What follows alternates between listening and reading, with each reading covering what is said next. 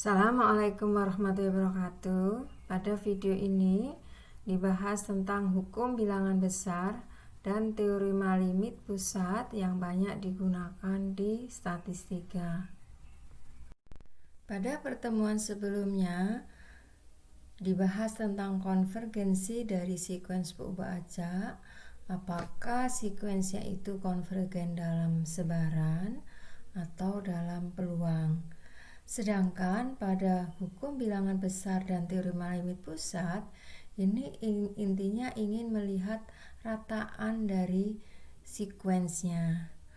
Pada hukum bilangan besar itu dinyatakan bahwa jika percobaan diulang secara bebas dalam jumlah besar, maka rata-rata hasilnya akan mendekati nilai harapannya. Sedangkan pada teorema limit pusat menyatakan bahwa rata-rata dari sekuens berubah acak yang bebas stokastik identik yang dibakukan, artinya X bar dari sekuensnya ini dikurangi dengan nilai harapannya dibagi dengan simpangan baku dari rataan sekuensnya, ini akan konvergen dalam sebaran ke sebaran normal baku.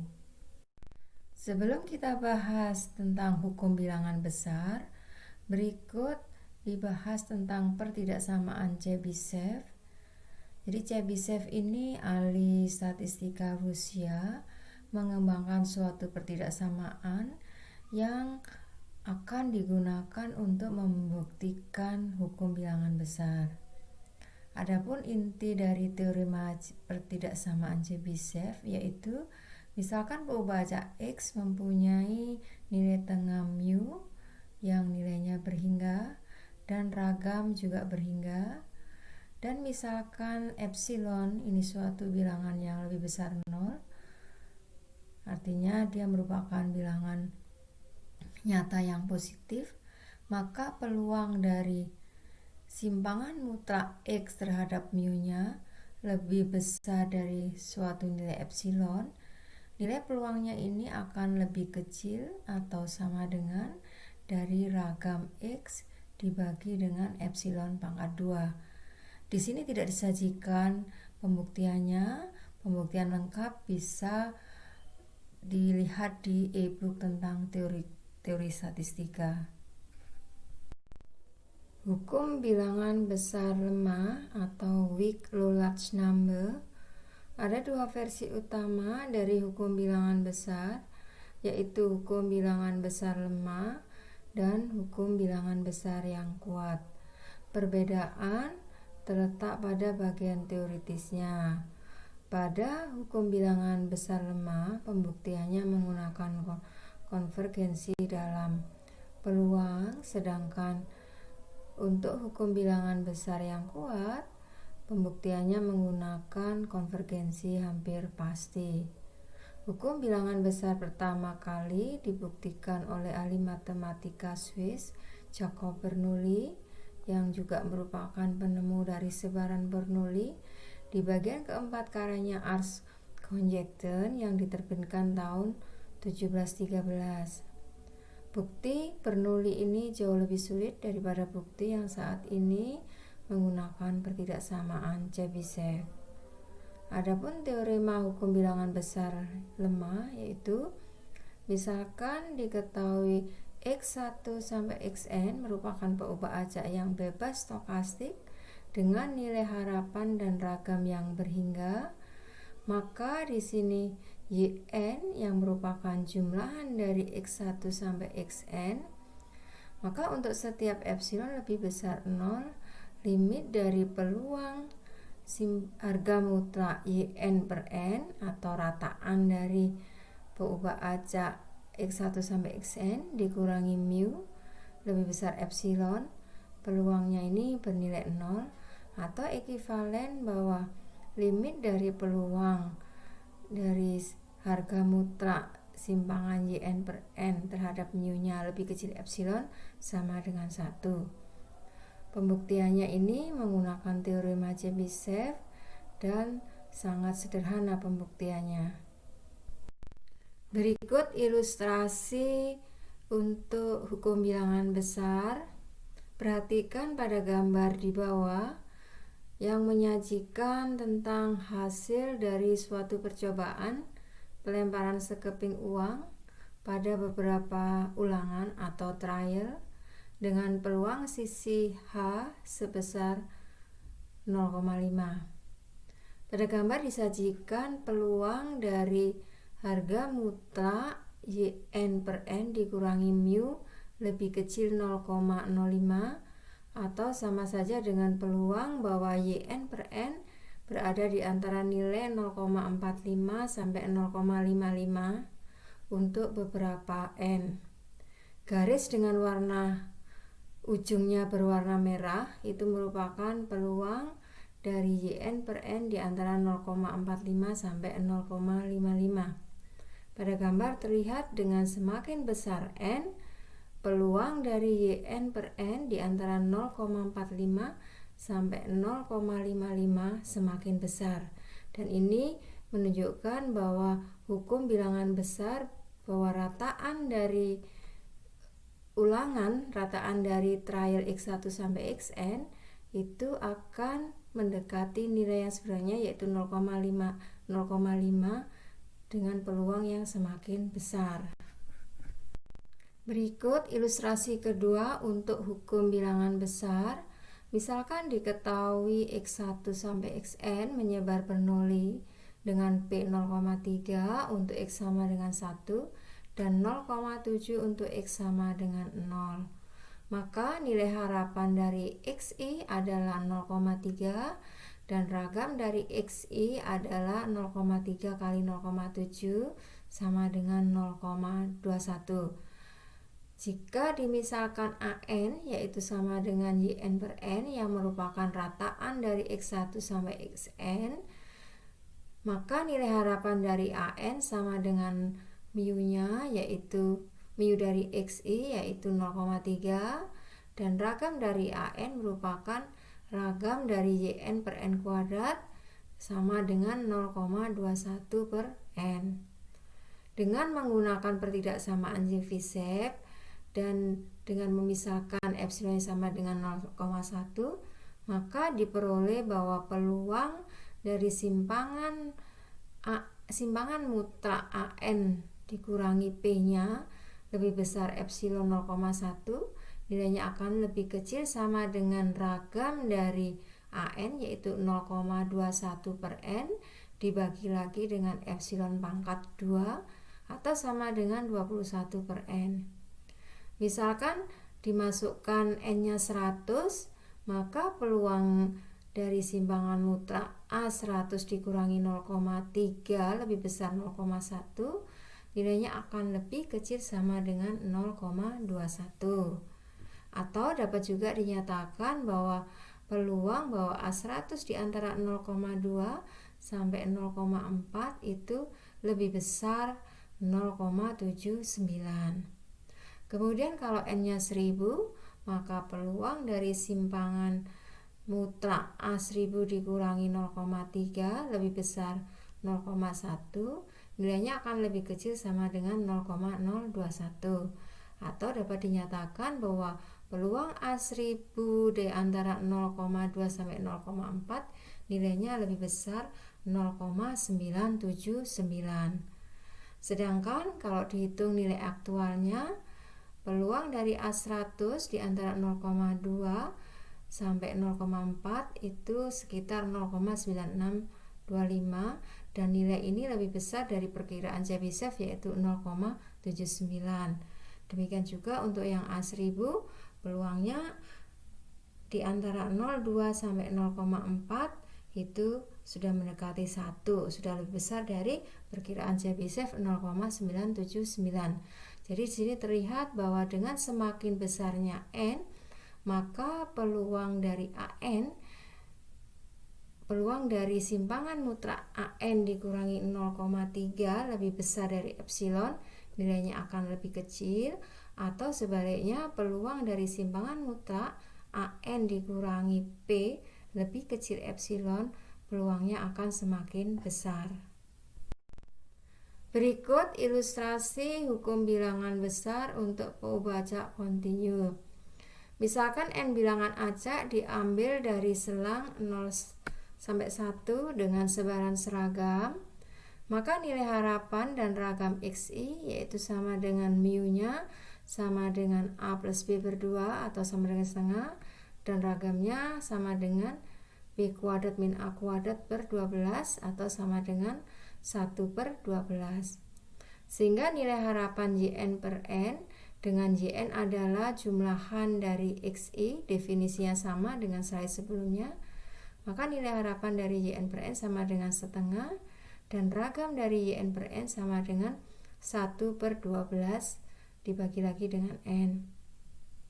Kemudian dengan cara yang sama pada ilustrasi kedua tadi, kita ambil sembarang epsilon yang lebih besar 0, kemudian ditentukan peluang dari simpangan mutlak YN per N dikurangi mu-nya lebih besar epsilon, maka dengan menggunakan Chebyshev nilainya ini akan lebih kecil sama dengan 1 per 12 N dibagi lagi dengan epsilon pangkat 2. Nilai epsilon ini berperan penting dalam menentukan error yang dapat ditoleransi. Kemudian seperti pada slide yang kedua tadi, misalkan N-nya sama dengan 40, maka peluang simpangan mutlak A40 dikurangi 0,5 lebih besar 0,05, nilainya akan lebih kecil sama dengan 0,833, atau peluang A40 di antara 0,45 sampai 0,55 lebih besar dari 0,1667. Perhatikan dengan semakin besarnya N pada N1000 di sini, maka peluang dari A1000 di antara 0,45 sampai 0,55 nilainya lebih besar dari 0,9667. Jadi di sini terlihat dengan semakin besarnya N, maka peluang dari AN dikurangi dengan simpangan AN terhadap parameternya lebih kecil dari suatu epsilon tertentu, nilainya semakin besar. Atau sebaliknya, bahwa peluang dari simpangan mutlak YN per N dikurangi mu-nya lebih besar epsilon, ini semakin kecil. Berikut adalah gambar dari ilustrasi ketiga tadi tentang sebaran seragam. Perhatikan di sini bahwa pada gambar dengan semakin besarnya N, peluang AN di antara 0,45 sampai 0,55 ini semakin besar. Selanjutnya dibahas tentang teorema limit pusat. Teorema ini merupakan salah satu hasil yang paling penting dalam teori peluang, yaitu bahwa suatu contoh acak yang terdiri dari N dan mempunyai sebaran apapun, maksudnya tidak harus sebarannya normal, akan tetapi mempunyai sebaran yang identik dan bersifat bebas stokastik terhadap sesamanya, maka sebarannya akan mendekati normal dengan bertambah besarnya ukuran contoh. Berikut tentang teorema limit pusat, yaitu misalkan peubah acak X1 sampai Xn yang bersifat bebas stokastik identik dengan nilai harapan mu yang nilainya berhingga, demikian juga ragamnya sama dengan sigma kuadrat yang nilainya juga berhingga, maka peubah acak Z yaitu sama dengan X bar dikurangi mu dibagi dengan sigma per akar N, atau dapat juga dinyatakan sebagai sigma XI dikurangi N kalikan mu dibagi dengan sigma kalikan akar N. Ini akan konvergen ke sebaran normal baku bila N-nya menuju tak hingga. Untuk bukti bisa dipelajari sendiri pada slide 9 ini dan slide 10. Berikut masih tentang pembuktian teorema limit pusat. Perhatikan pada bagian bawah slide. Di sini yaitu limit dari fungsi pembangkit momen Zn untuk n menuju tak hingga sama dengan E pangkat T kuadrat per 2. Dan ini merupakan fungsi pembangkit momen dari sebaran normal baku. Dengan demikian, maka Zn konvergen dalam sebaran ke Z dengan Z-nya menyebar normal 0, 1. Ingat teorema 3 pada materi pertemuan 13 tentang konvergensi dalam sebaran, salah satunya bisa ditunjukkan dengan limit dari fungsi pembangkit momennya. Yang menarik dari teorema limit pusat adalah Xi menyebar apapun. Xi ini dapat merupakan peubajak diskrit, kontinu, atau mungkin juga bisa sebaran campuran. Sebagai ilustrasi, misalkan pada peubajak diskrit, diketahui bahwa Xi menyebar Bernoulli P, maka nilai harapan Xi sama dengan P, dan ragam dari Xi adalah P kalikan 1 min P. Sehingga di sini Yn, yaitu jumlahan dari X1 sampai Xn, akan menyebar binomial dengan parameter N dan P. Maka Zn sama dengan Yn dikurangi Np dibagi dengan akar dari N kalikan P kalikan 1 minus P. Zn ini adalah peubajak diskrit, ya. Perhatikan pada gambar grafik di bawah di sini disajikan fungsi massa peluang Zn untuk beberapa nilai N. Terlihat pada gambar dengan N yang semakin besar, fungsi massa peluang dari Zn ini mendekati fungsi kepekatan sebaran normal. Contoh selanjutnya untuk sebaran kontinu, misalkan Xi menyebar seragam 0,1, maka nilai harapan Xi sama dengan setengah dan ragamnya sama dengan 1/12. Maka Zn-nya sama dengan sigma Xi dikurangi N kalikan setengah dibagi dengan sigma, yaitu akar 1/12 dikalikan N. Perhatikan grafik di bawah, yaitu tentang fungsi kepekatan peluang dari Zn untuk beberapa nilai N.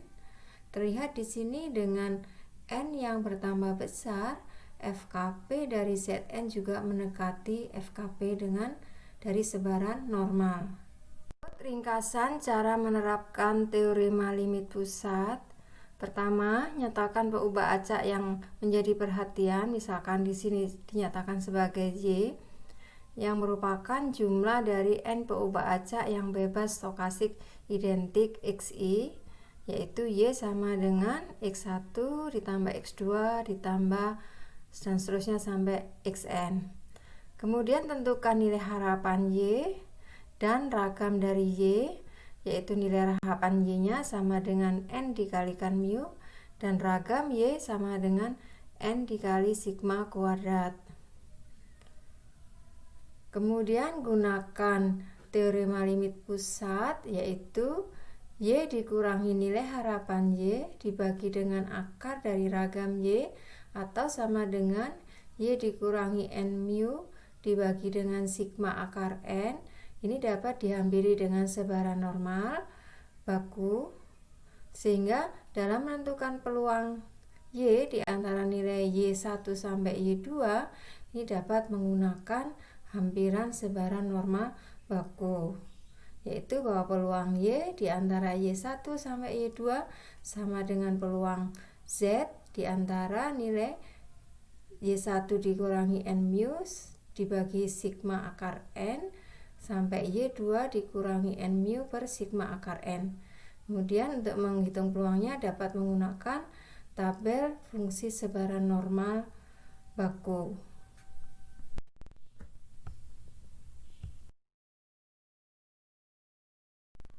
Berikut ilustrasi masih tentang teorema limit pusat.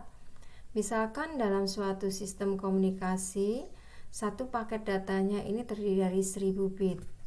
Adanya gangguan pada sistem transmisi, setiap bit mungkin diterima sebagai error dengan peluang 0,1.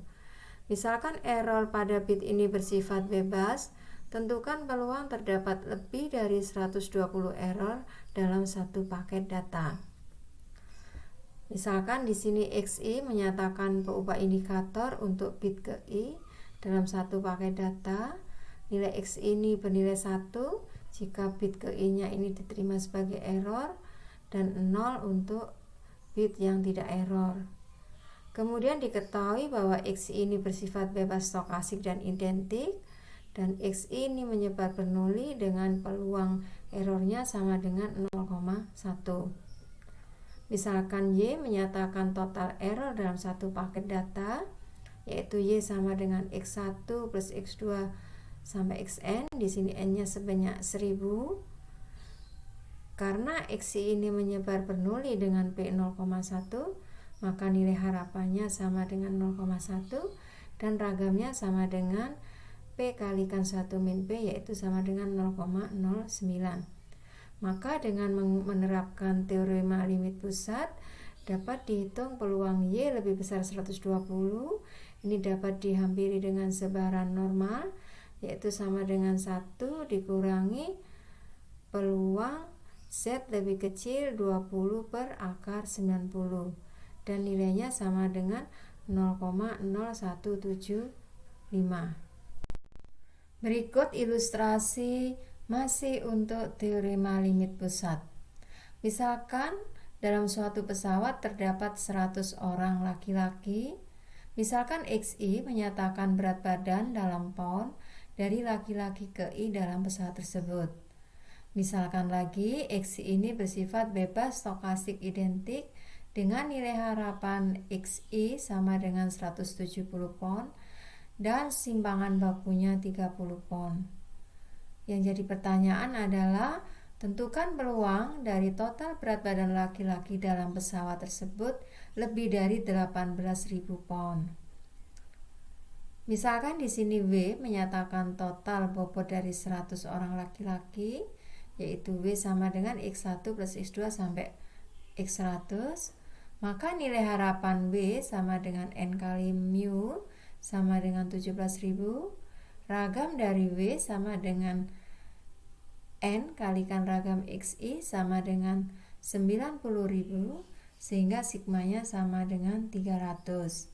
Selanjutnya, hitung peluang W lebih besar dari 18.000, yaitu sama dengan peluang W dikurangi mu-nya, 17.000 dibagi dengan simpangan bakunya, lebih besar dari 18.000 dikurangi 17.000 per 300, atau sama dengan 10 per 3. Kemudian gunakan CLT, teorema limit pusat, untuk menghitung peluang W lebih besar dari 18.000, yaitu sama dengan peluang Z lebih besar dari 10 per 3, dan peluangnya adalah 4,3 kali 10 pangkat minus 4. Koreksi kekontinuan. Seperti disebutkan dalam slide sebelumnya bahwa teorema limit pusat itu dapat digunakan untuk sebaran XI baik dia diskrit, kontinu, atau campuran. Untuk pembaca diskrit perlu dilakukan koreksi kekontinuan. Perhatikan ilustrasi berikut. Misalkan Y diketahui menyebar sebaran binomial dengan N20, P-nya sama dengan 0,5, dan misalkan ingin ditentukan bahwa peluang Y di antara nilai 8 sampai 10. Sebaran binomial N20 P setengah dapat dinyatakan sebagai jumlah dari N peubah acak Bernoulli dengan P sama dengan setengah yang bersifat bebas stokastik, yaitu Y sama dengan X1 plus X2 plus Xn. Karena Xi menyebar Bernoulli P sama dengan 0,5, maka nilai harapannya adalah 0,5, dan ragam dari Xi ini sama dengan P kali 1 min P, yaitu 0,25. Sehingga dengan menerapkan teorema limit pusat akan diperoleh bahwa peluang Y di antara 8 sampai 10 ini dapat didekati dengan sebaran normal baku dengan peluang Z di antara minus 2 per akar 5 sampai 0, dan ini nilai peluangnya adalah 0,3145. karena N sama dengan 20 ini relatif kecil, maka kalau dihitung secara langsung menggunakan sebaran binomial, peluang Y di antara 8 sampai 10 itu diperoleh 0,4565. Tentunya di sini ada selisih yang cukup besar antara perhitungan peluang menggunakan nilai aktual yang menggunakan binomial dengan peluang yang menggunakan pendekatan teorema limit pusat. Perhatikan bahwa hasil aproksimasi kurang mendekati nilainya.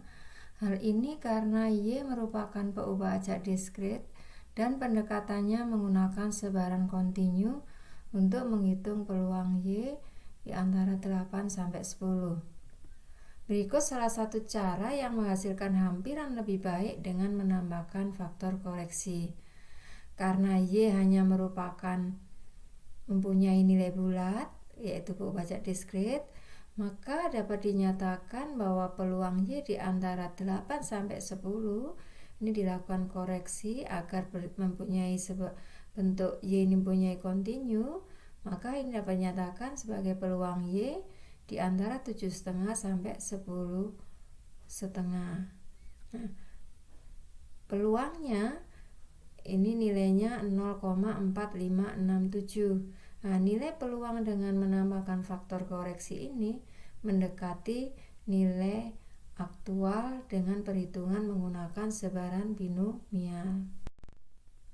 Berikut ringkasan tentang koreksi kekontinuan untuk peubah acak diskrit dalam menerapkan teorema limit pusat.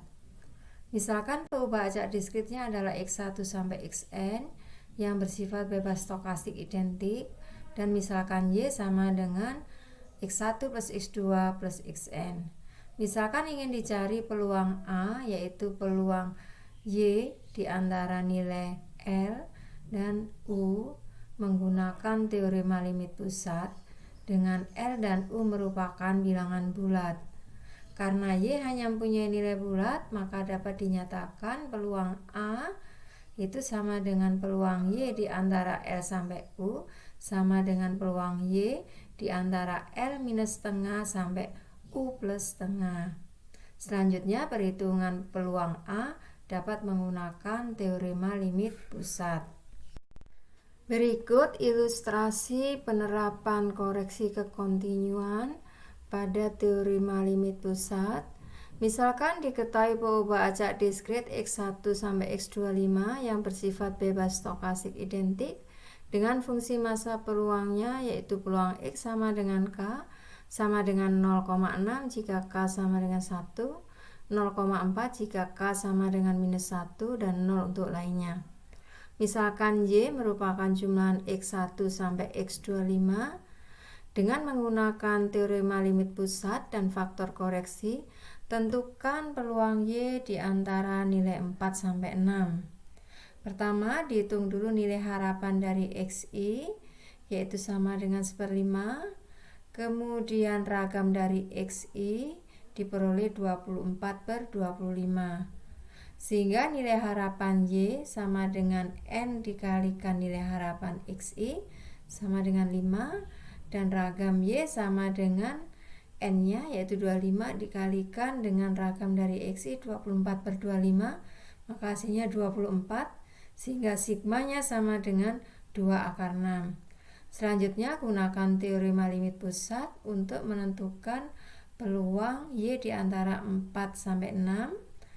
Karena X ini merupakan peubah acak diskrit, demikian juga Y juga peubah acak diskrit, maka dilakukan koreksi kekontinuan. Ini sama dengan peluang Y sama dari 3,5 sampai 6,5.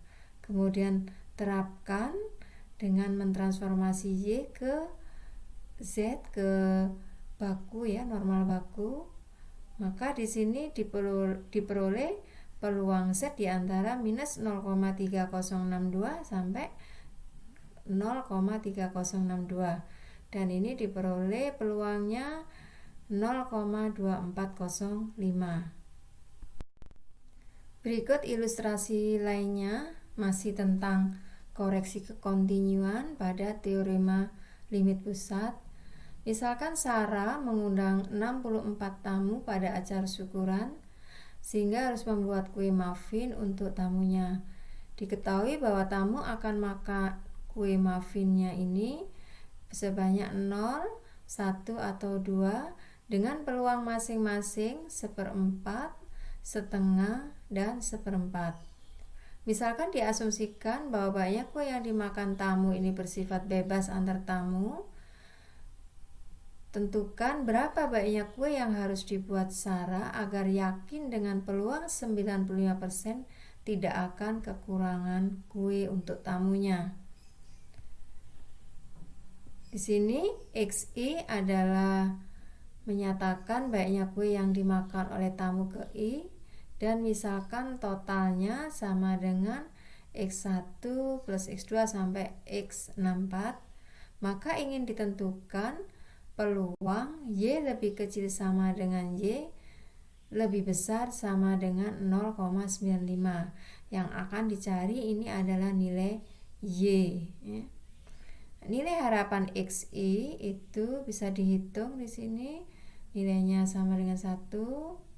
Ragam dari XI ini sama dengan setengah, sehingga simpangan baku dari XI sama dengan 1/2.